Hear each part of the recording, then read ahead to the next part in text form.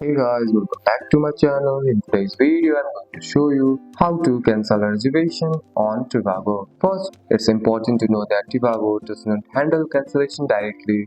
Trivago compares price, but the booking is completed on another website like booking.com or Expedia. First, open the email you have received in your book the hotel. This email comes from the booking website, not Trivago. Inside the email, look for the button or link that says manage booking or review reservation. Tap the link. It will open a booking website in your browser or app. Next, find the option that says cancel reservation. Tap on it and carefully read the cancellation policy. Some bookings are free to cancel, meanwhile others may have a fee. If cancellation is allowed, tap by confirming cancel or confirm cancellation. After cancelling, you should receive a confirmation message or mail.